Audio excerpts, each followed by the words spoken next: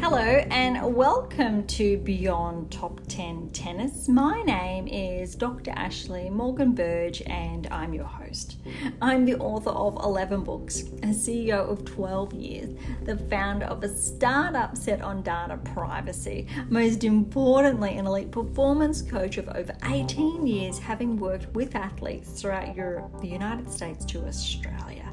And most excitingly, I am the world's leading scientist on coach and athlete performance, specifically behind how to develop a top 10 tennis ranking. My work includes everything from mitigating injuries to conditioning behaviors that set a player up long-term for the long game towards a top 10 tennis ranking. I'm behind theories from the optimal performance theory, optimal behavior for optimal performance, the barrier breaker, the rule of transference to the golden rule. As has become custom, each episode we dive into one of my books to share additional insights and dig a little bit deeper. We've been focusing on the secrets to optimal coaching success, the role of experience, optimal performance practices and outcomes in the real world. With over 50 episodes now to date, today's topic plays its own role, like so many other episodes, in developing the player, parent to coach for that road ahead towards a top 10 tennis ranking. So as always, buckle in and enjoy the ride.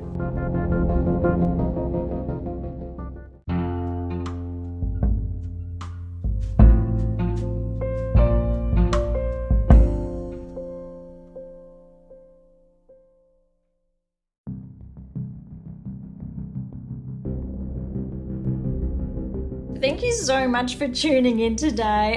If you've been with us for some time now, thank you so much from the bottom of my heart. That's incredible. If you are new, thank you so much as well. I really would encourage you to catch up on a couple of our recent episodes to help set the scene. Probably especially the last, I want to say 3, 4, 5 even episodes now that really started to dive into the secrets to optimal coaching success. We do have that extensive catalogue of episodes now to date, with the initial text, The Secrets to Optimal Performance Success, comprising of essentially those 50 episodes. So we're really just at the beginning, in a manner of speaking, of the secrets to optimal coaching success. However, we are already into the second chapter.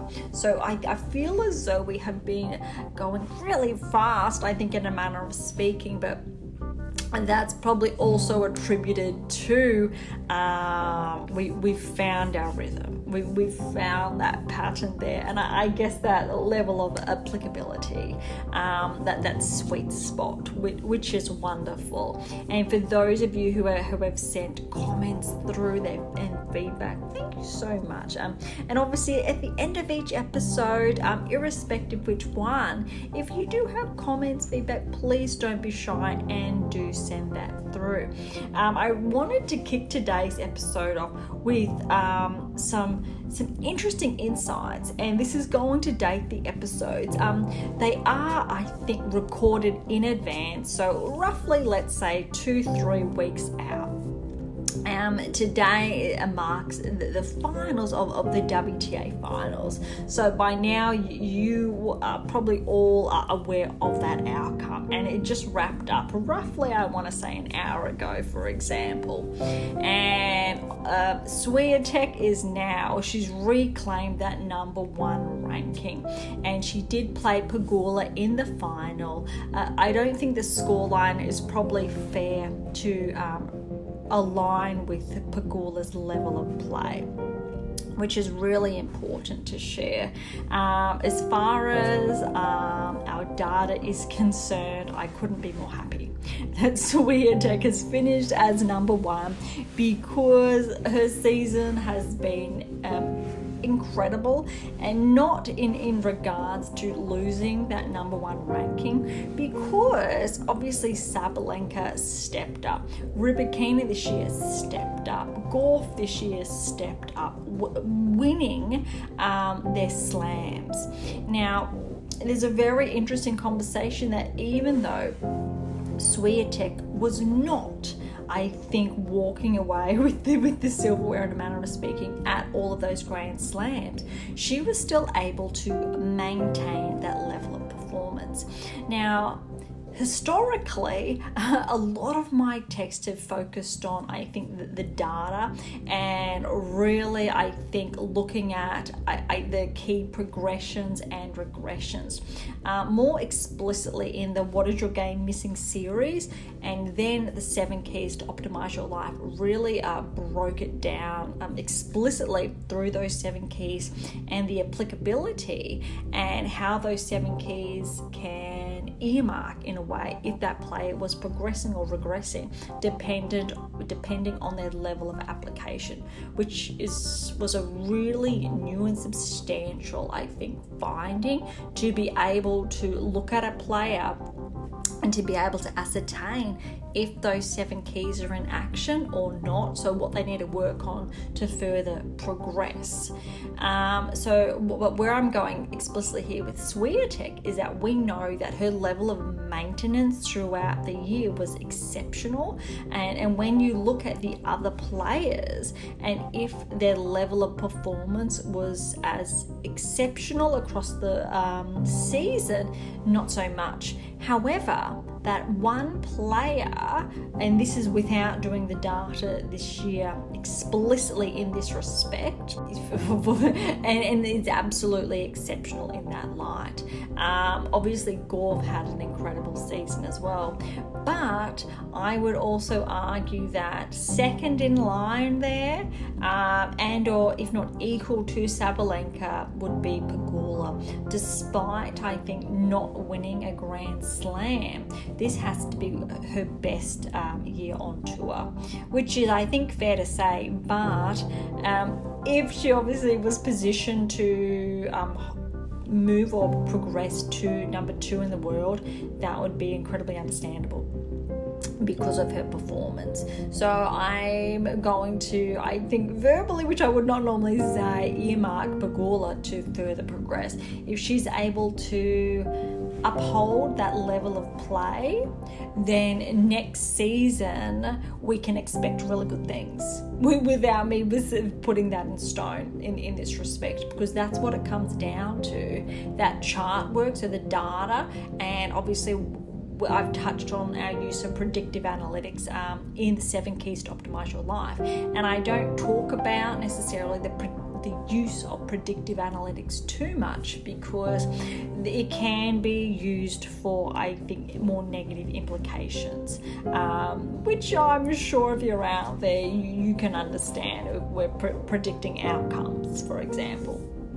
And with an ethical responsibility, with that doctorate behind me, I'm very cautious of how we use this in the best possible way to inform the decision-making process for that athlete, for that player, and to help the coach ascertain that, in contrast to non-sporting applications, which I think is a responsibility of any ethical scientist / researcher out there, to make sure healthy platforms are set in this respect.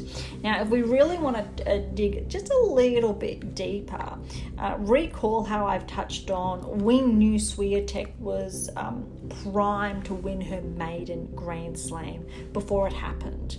So for her to have this type of season, I think it's fair to say it's more normalized in this respect. And I say normalized because this year was not Swiatek's most exceptional season, ironically, even though she's walking away now with the number 1 ranking, and this is the first time she's won the WTA finals. I think it's easy to say it was not her best year. It was still absolutely exceptional, and I think that's where the conversation needs to change, is that just because this was not her best year year, it's still very close. If we're looking at a 99% type of year and this falls at a 97%, it's still absolutely exceptional and aligns with that number one ranking.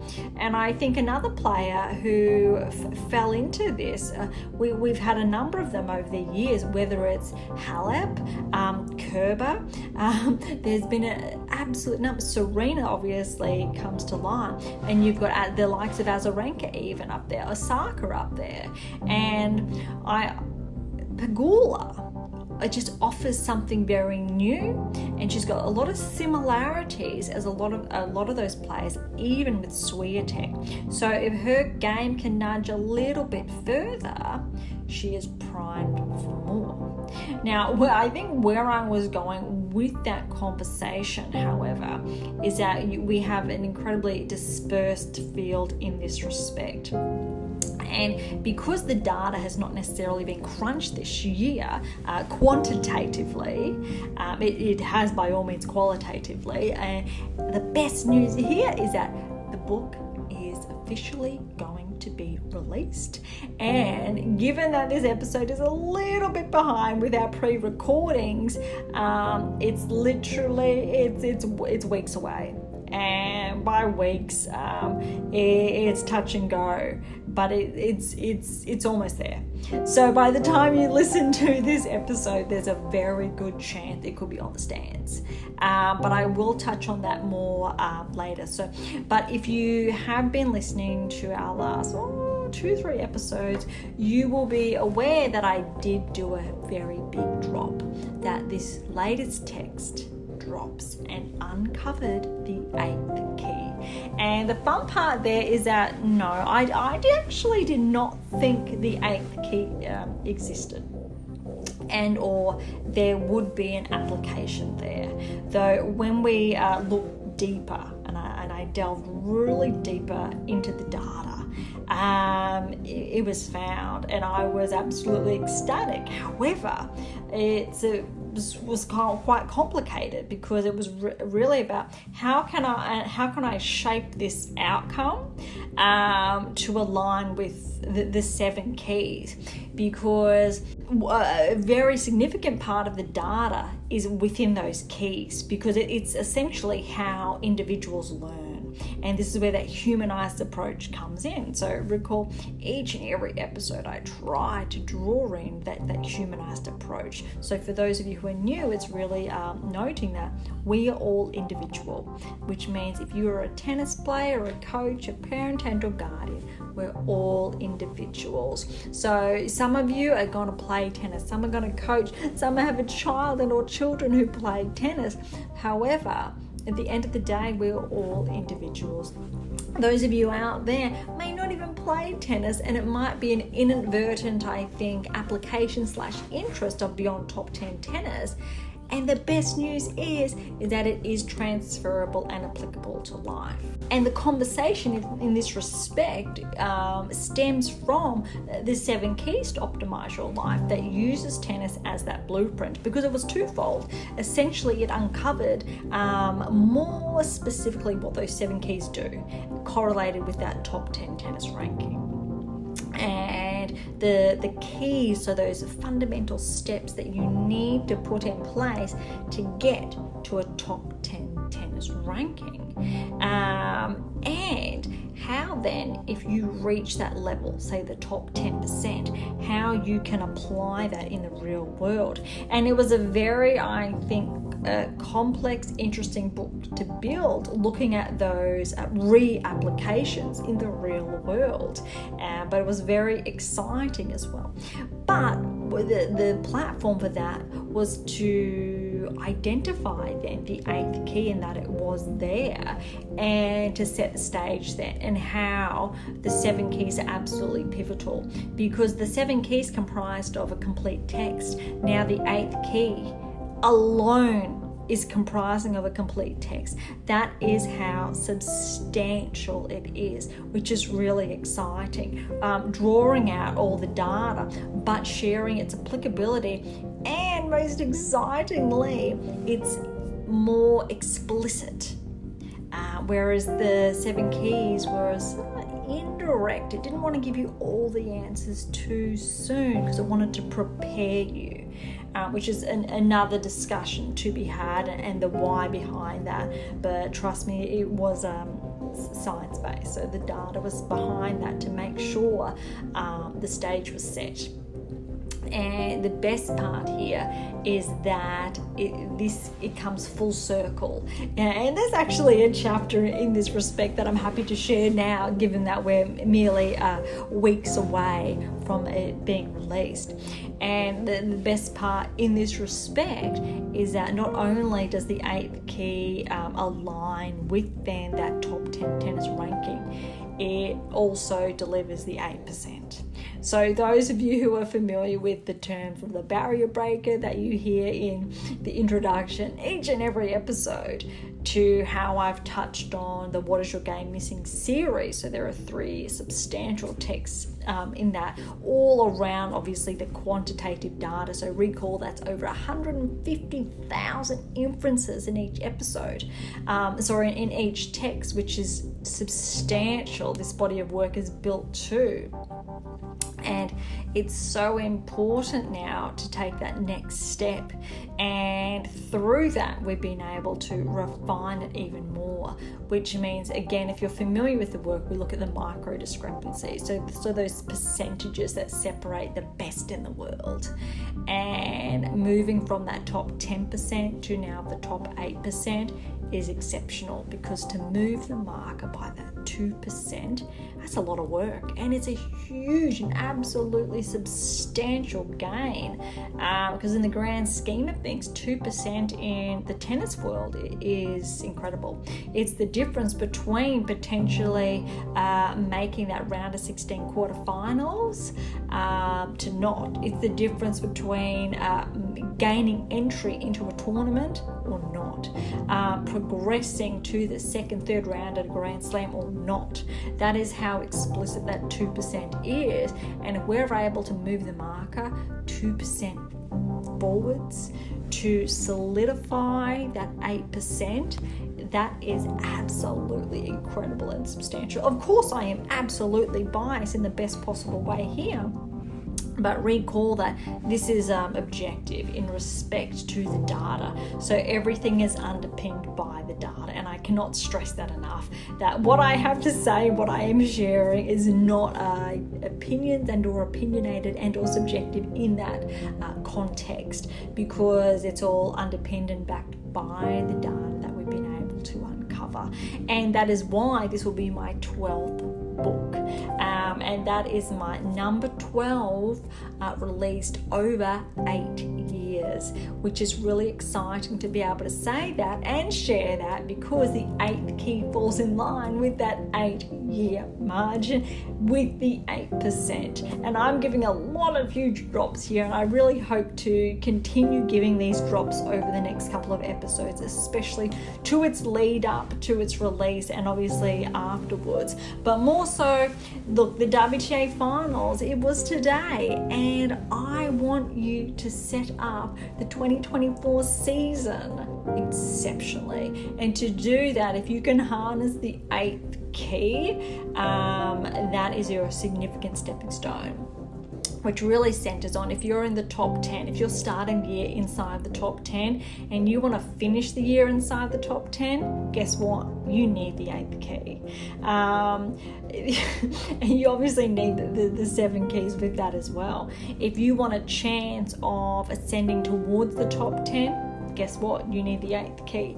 If you are ranked 150 in the world and you have steadily been improving and progressing, the likelihood of you ascending towards the top 20 within a season is dependent on you integrating the 7 keys into your game.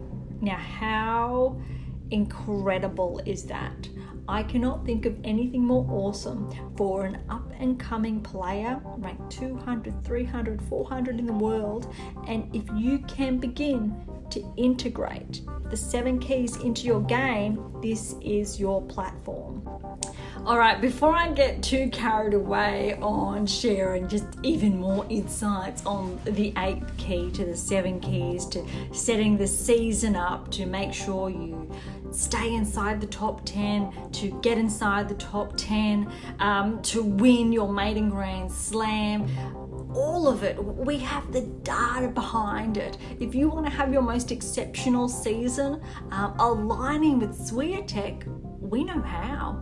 Even if you want that 99%, 97%, we know how. Swiatek, we know how to get you from that 97 to that 99% again. Even though you're at that exceptional level, Osaka's coming back, we know how to ascend you closer towards the top 10. Now, if we really want to explicitly look then on the ATP tour before we wrap this, I think, introductory topic up, we can look at Djokovic and his level of maintenance, how to make sure he maintains his hold on number 1. It's that exceptional. Alcaraz, how to get him back to number 1 in a manner of speaking. And we can look at the data, how Rublev can win his maiden Grand Slam, how Medvedev can come back more, how Zverev can win his maiden slam in this respect as well.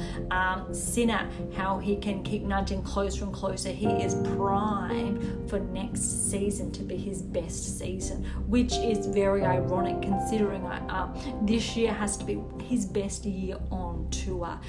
There are a lot of newcomers coming up in this way who are knocking on the door. De Minaur, the Aussie player, I'm a little bit biased in this respect, but he has been on the radar for some years now and he keeps progressing. He's had that level of maintenance with that a plateau in a manner of speaking that I've touched on in previous episodes. Mind you, that plateau has been inside the top 30, top 20, late teens, and now he's knocking on the door to become a barrier breaker, and he is primed within the next season to cross over that threshold. And you know what that means? That means if you're inside the top 10 now and you are not aligning with the 8th key, you are part of that 2% that is going to be displaced, and the likes of De Minaur is going to replace you.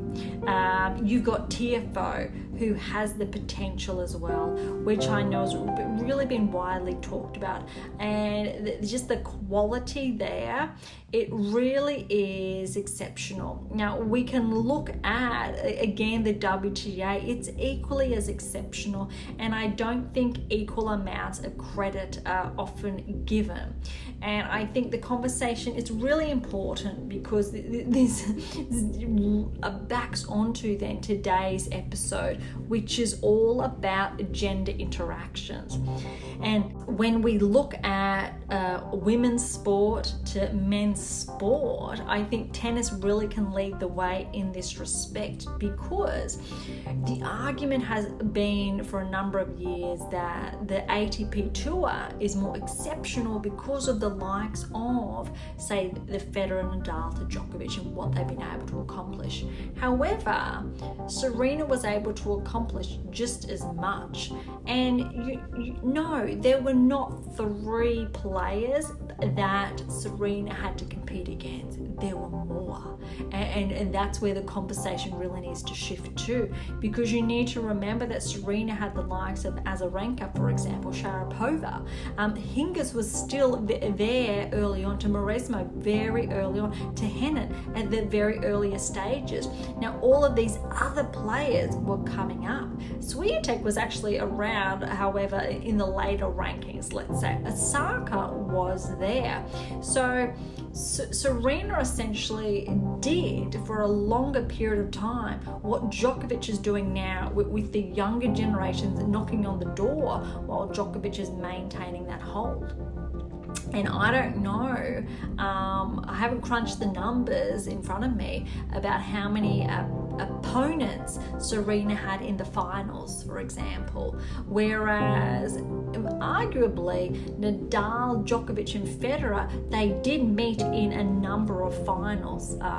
But what we're really looking at, all the conversation is, I think, around is that when we're looking at gender interactions to differences, let's remove the gender, because again, in a handful of our previous episodes, I've noted the top four, because it is those four, Serena included with those top three, have achieved the heights of success that never seen before in the Open era, with four players in a given generation winning 20 Grand Slams or more is absolutely sensational.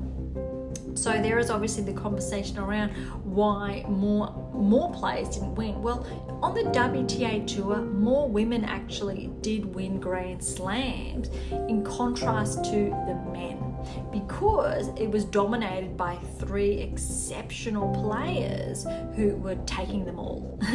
And since the WTA had one player of that level, it was dispersed then between others. So in a manner of speaking, the competition was that high for what's next on the table. And it also could be argued that the competition was not as high on the ATP Tour, and that is why those three took them all. Almost. And there obviously were players in between that didn't. So I think we really need to be conscious of the discussion there and ingrained biases there. And everyone's going to have their own take, and with acknowledging their level of subjectivity here. Though when we're really looking at the data, we can clearly say, look, the number of Grand Slams is exceptional, but given that there are 60 plus Grand Slams between the men and 20 plus on the women's side, well, some players out there accounted for those other 40 Grand Slams that were won in comparison. So we know, for example, those other 40 Grand Slams, which is absolutely exceptional, were dispersed amongst other players on the WTA Tour. The caliber was that high among that many players. That's obviously not to say 40 other players. That was not the case, because obviously we know Barty won a handful, Osaka's won a handful, Venus won a handful, Kerber as well, Henin as well, Halep as well, even Wozniacki back then as well. So the number of players who have been around is incredibly extensive. In correlation, though, on the men's tour, predominantly was dominated by those three. Obviously, Murray's been in between there, Wawrinka's been between there, Del Potro's been between there, and I'm sure I'm missing someone as well. And also on the WTA, I'm sure I'm missing a number there as well, which I'm sure come back to me. Though today's conversation, when we're looking at gender interactions, just challenge yourself for a moment. If you removed the gender and you just looked at the substantial quality of play and the level of dispersion, for argument's sake, you can easily say the longevity of a point is typically longer on the WTA's tour compared to the males. However, that's incredibly, I think, close-minded to say, because both sides have very long points. Both have very short points. And it really depends on the opponent and the quality on that given day. And I'm trying to be very conscious here about those stereotypes and misperceptions here. So look, if you want to follow along today, we are on page 63. So let's just dig a little bit deeper and see what we come up with. The discussion of age and performance interactions provide insight into the why behind how to develop a player's or athlete's game as a whole. It is often overlooked that regardless of your age, level, or gender, all players or athletes have something different to offer to their fellow competitors. And just like age interactions, gender interactions are no different. This is so important and relevant because recall in the previous episodes around age interactions, and we touched on experience to level of play to even working with experienced to non-experienced, and or a new player working with a really experienced player, to age just being a number, that age is almost irrelevant. You can remove age from the equation and just look at skill and that level of experience, and then interplaying the two, so interchanging at different increments of performance, looking at specific progressions, different I think aspects of your game you're explicitly trying to work on, and then leveraging those skill levels, whether it's a more advanced player or a weaker player, because there's something to be learnt there. Now imagine withdrawing the notion of gender here as well. So just explicitly, irrespective, just like age interactions discussed, gender was not even a topic of discussion. So even though I'm very conscious that gender is a topic of discussion, let's remove it. And I think one of the best insights I can share here is in this book coming around the 8th key, there is a section explicitly on gender that really, I think, runs this home. More commonly than not, males often train with males and females with other females. Fortunately, whilst also unfortunately, depending on your viewpoint, the sporting world is more typically set up with a gender divide. And that is, males are to compete against males and females are to compete against females. Considering the physiological differences of the human body and thus development and ultimate behaviour, this is fortunate for fair play. Yet when accounting for non-physical attributes, this isn't the case. Now I think where this is going is that we know obviously physiologically males with testosterone and how that works. I'm not going to go into it, and why women, so female players without those levels of testosterone, to obviously adapt physiologically and to ascertain certain levels of power, how hard they need to work, that they really need. They do not have, I think, those natural mechanisms to pull on, is that they really need to put the work in to amplify that power. Whereas a typical male, they have those levels of testosterone to pull on, so that level of power output is already amplified in comparison. So of course, when they work equally as hard as the woman, the power is still going to be more pronounced due to obviously the hormonal makeup, their DNA, the physiological demands that comprise of the male body in comparison to the female body. Now there's an argument out there around, males play 5 sets compared to women play 3 sets. Now when we look at the human body physiologically, well, we can say, for argument's sake, well, for a woman to push herself to the maximum potential without those levels of testosterone, that's what the 3 sets get you. For a male, however, they're able to sustain that level of play due to those levels of testosterone that they naturally were born with to develop. That is 5 sets. So we really need to look at those physiological advantages to almost disadvantages. So for a woman to reach that level, they have to put the work in, and it'd be incredibly hard. But that obviously does not mean that they can sustain that for that period of time due to those physiological demands. Now, this is incredibly subjective as well, because I am sure there are female players who can sustain. However, I would also argue from that physiological perspective that the quality to caliber of play due to these demands would not be the same. It would take away from that 3 set because of the female makeup. Now, when we're looking at the male's makeup, the argument then, of course, is there for the 5 sets together.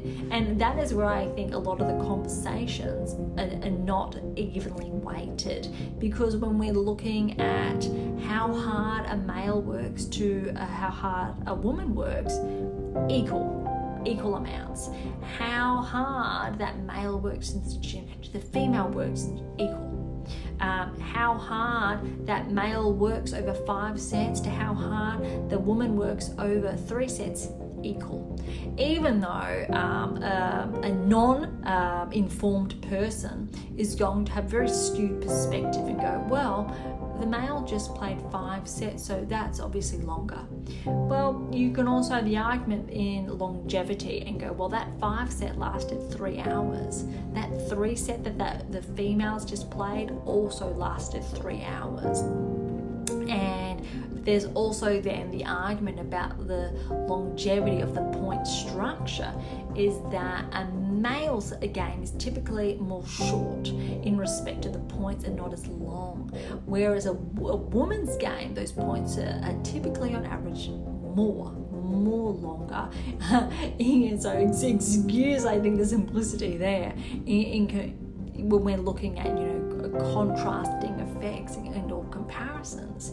So it's a really interesting, I think, dynamic discussion, but there's a reason why when we're looking at physiologically. Obviously, if every single player had the same amount of testosterone in their body, very different. If every single player had the same amount of estrogen in their body, very different.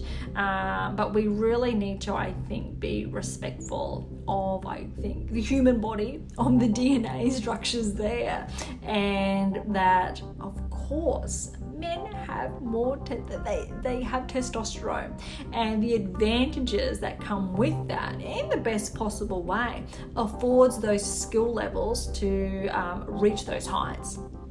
Though for someone, a human, not to have those levels of testosterone and to have certain set levels of estrogen and the amount of work they need to put in to reach that level of play.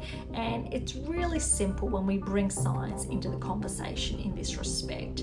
And I think my hope long term is that the general public can reach that level of consensus that we are on an even playing field when we say 5 sets to 3 sets, because we're factoring in the human body, the human condition, and we're factoring in the differences between the men and the women. And this is why, to reach that level, this and this.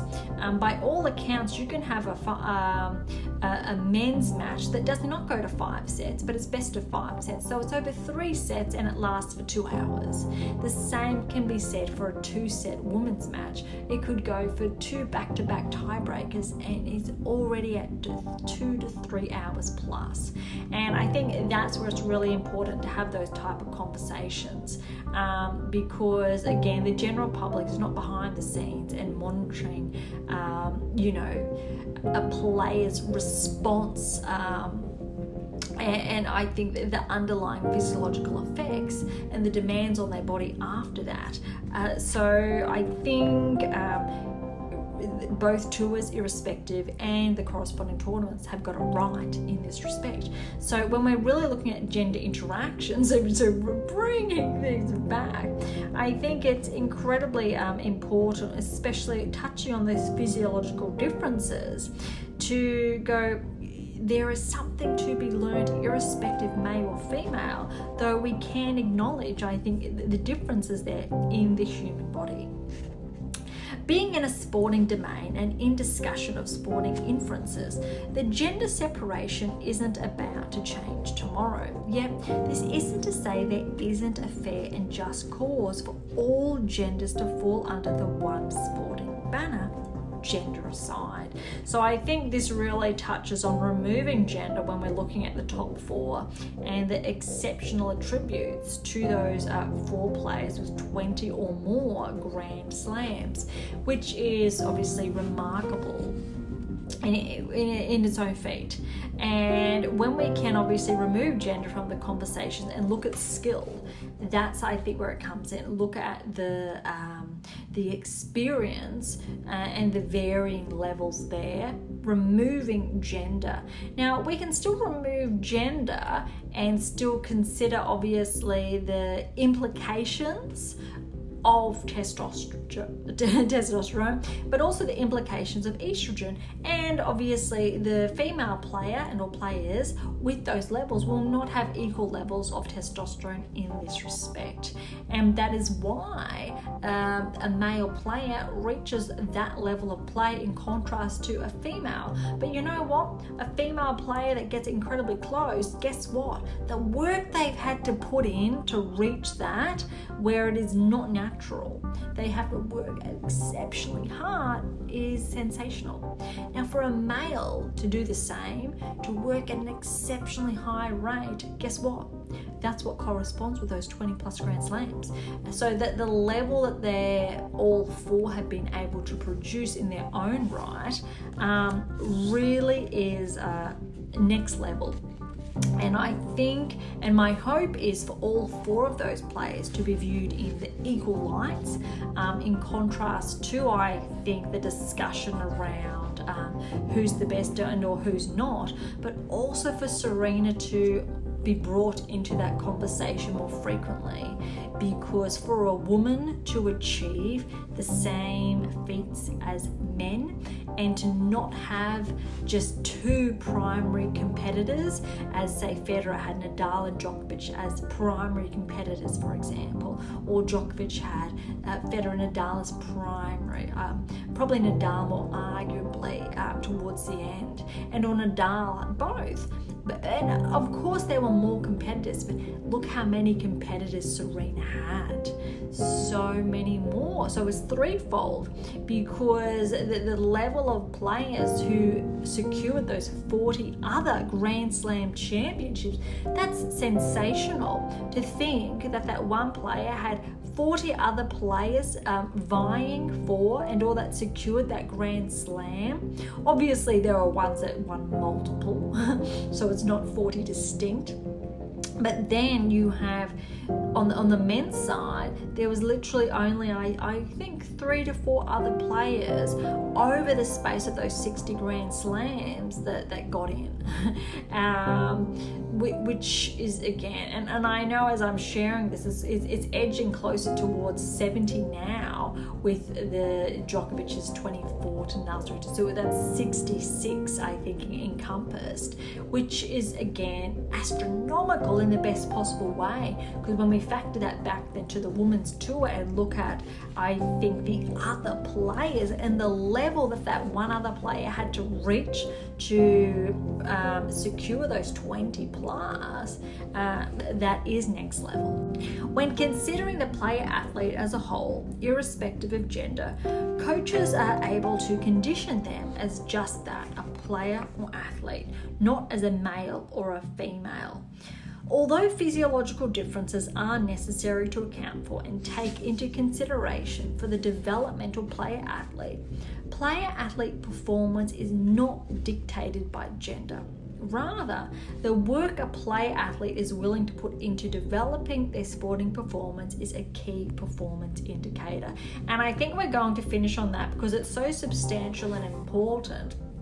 And I think one of those or core factors we can really discuss and bring home really factors back into the 7 keys. And one of the most, I think, substantial outcomes, if you are familiar with the work, whether you are or not, is around gender. And when I say that, it's that there is null impact. And it gives me great pleasure in saying that, is that when we're looking at the 7 keys, gender has been looked at gender has been factored in, and the statistical significance, it is not there. When we're looking at developing the best players in the world and how I think these theories came to light, and I really should underscore that they're not just theories, they have been proven by the data. And so an ample data says we know that gender is almost irrelevant. We know that if a male player integrates the 7 keys and a female player integrates the 7 keys, guess what? They are both primed for the same outcome, which is exceptional, because time, I think, was overdue to be able to substantiate the cause effect of these performance outcomes, and that no, it does not matter if you are a male and or a female. If you put in the work, if you integrate the 7 keys, well, guess what? You're on the pathway, you're following the trajectory of the long game to ascend not only towards the top 10, but to secure a top 10 tennis ranking.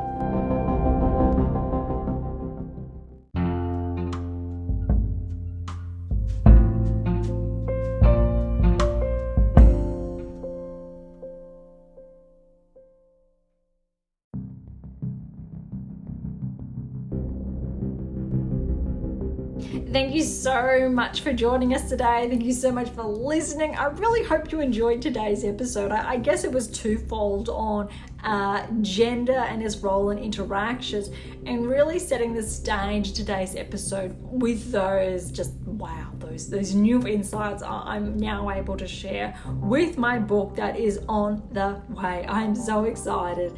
Those of you who have been listening for some time now, you're familiar that I actually was not sure this day was going to come, and not that it is here yet.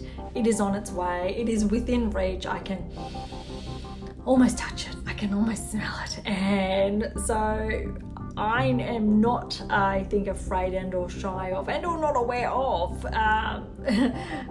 everything encompassed of hard work. I am there with you. I get you, irrespective, I think, what role you're playing in the pathway, the long game towards that top 10 tennis ranking. I can attest to being with you each and every step of the way. Look, to grab your copy of The Secrets to Optimal Coaching Success, head on over to AM8 International. That is am8international.com. For any comments or questions, head on over to AM8 or Topic Thread. That's the social platform set on data privacy. To interact with Beyond Top 10 Tennis, head on over to Twitter, Threads, LinkedIn or Instagram. To catch up on our weekly coaching tips, head on over to TikTok. And to catch up on our blogs, head on over to AMA International and look for our blogs tab there, or head on over to Medium and interact with the community over there. Those of you on Medium who have been interacting, thank you so much. I've really been enjoying it, and I do read all of those comments and claps. I appreciate each and every one of them. And as always, I'll leave all the links in the episode notes. For something different, head on over to Pink Octopus Books. That's where my fictional release is. To view this week's question and poll, be sure to visit Spotify if you're listening on one of our many other platforms.